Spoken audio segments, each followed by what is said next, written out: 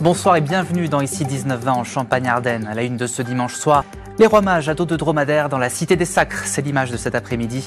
Une procession catholique a traversé Reims pour célébrer l'Épiphanie et le Jubilé, une année sainte déclarée par le pape François et qui se tient tous les 25 ans.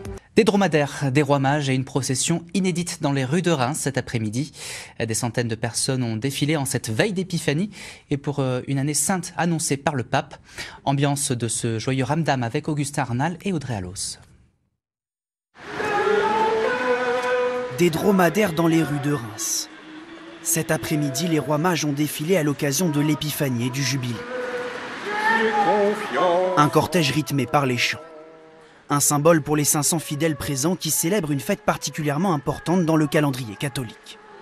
C'est très important de fêter la naissance du Christ parce que ça nous a apporté beaucoup dans notre vie. Ça représente les trois rois mages, la sagesse de l'Orient qui vient pour honorer l'enfant Jésus dans sa crèche. C'est assez original et puis c'est beau, c'est la rencontre des cultures aussi.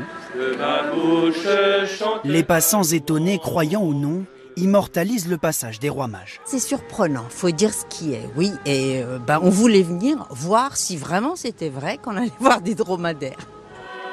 Même si la scène peut étonner, pas de crainte, ces dromadaires ont été élevés exprès pour pouvoir participer à ce type d'événement. Il faut que l'animal il soit en confiance. S'il est en confiance, qu'il ne prend pas peur, on ne prend pas vraiment de risques. Après, clairement, quels sont les risques ici? C'est que voilà, il est surpris par quelque chose, il donne un coup de pied. Mais bon, ça arrive rarement. Une procession rare à l'image de l'année qui vient de débuter.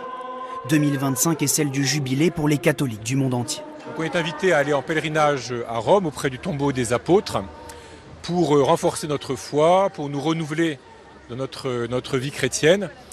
Mais de plus en plus, ça prend une dimension universelle, mondiale. Et donc on a la possibilité de vivre cette démarche jubilaire aussi dans les diocèses.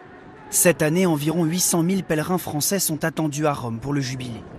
Les rois mages, eux, vont poursuivre leur route vers la région parisienne, où ils sont attendus pour une procession similaire la semaine prochaine.